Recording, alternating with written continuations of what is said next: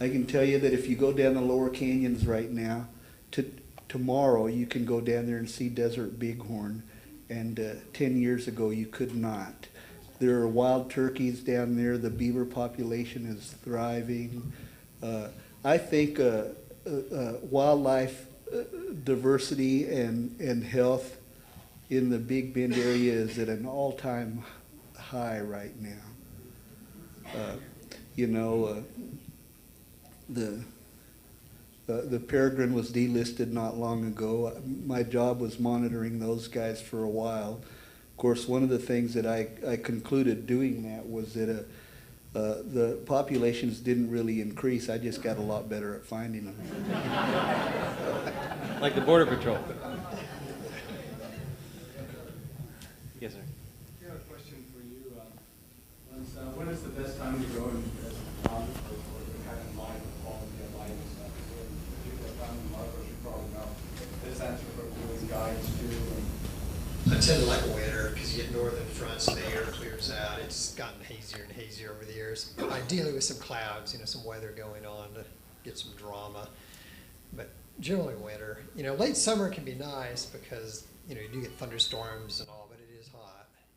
Unless you go up high in the mountains, even there it's, you're going to sweat a little. But probably like winter best. And everything's been covered there photographically. Yeah, there's always something new. But it gets harder and harder to find something new. You have to work at it harder. It's not all been covered. Try for better light, it sort of never ends. I'll just throw something in here. People used to ask me, because I've been writing about that area for 100 years. I know I don't look that old, but and they would say, "Aren't you going to run out of stories?" Not there. So I think the same is true of photography. I think we have time for 2 more questions, so yes. This may be a wasted question, but I go back to sort of the beginning and your worst plant, your most tainted plant, and Joe Nick, your survival kit, and I sort of suspect they're related, not the best plant, but the box that you got of plants. Thank you for salvaging my question. I'm sorry, I didn't think y'all would really be interested. The story behind the box of plants is that I was in Reno at the time and away from that area, and I was already homesick anyway. And so some people that were living on a ranch down there sent me a box of plants from home. And I was working really hard studying Spanish because I've always been a monolingual all my life. And when I was going through that box of plants, and I say this in the introduction, and naming them off and remembering memories and all that kind of stuff, I realized I didn't know any English names for plants from home. I knew only Spanish names, so I called it a monolingual in 2 languages.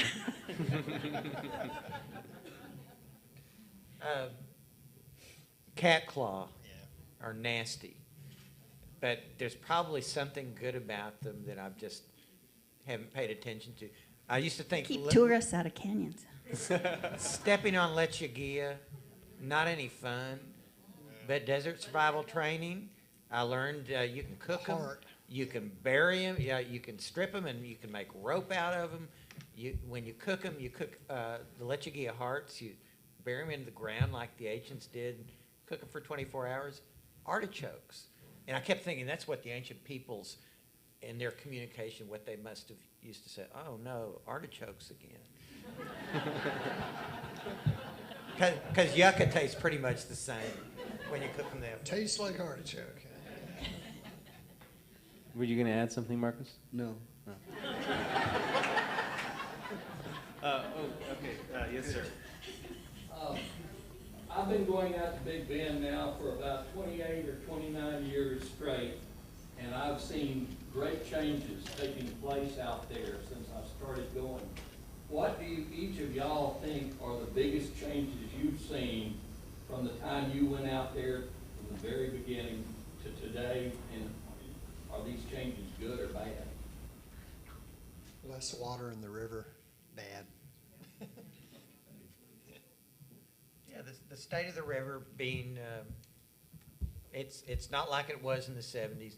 And the militarization, I resent it. And I can't just jump across, pay a boatman to go have lunch in Lajitas, Santa Elena, Boquillas, and get a real binational experience. I feel cheated. My culture, the Borderlands culture, has been politicized and basically beat up for the last 10 years at least. But, you know, we'll have new politicians someday. My biggest problem with what's changed down there is me, because I keep getting older.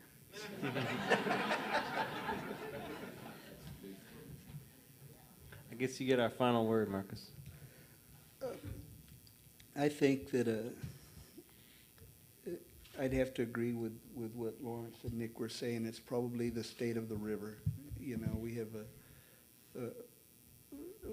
we have overtaxed a finite resource, and there's only so much to go around.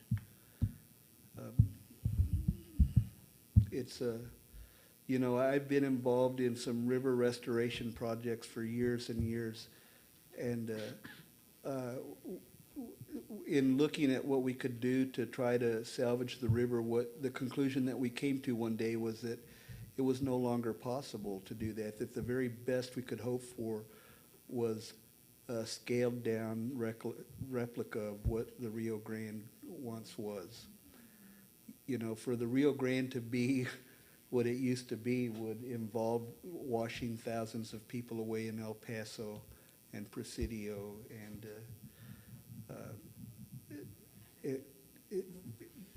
that's just never going to happen again. Too many people. Well, thank you all very much. And before you begin applauding for these fine folks, remember some of them are going to be signing books right behind you. So do go over there and purchase their books. And thank you all for coming.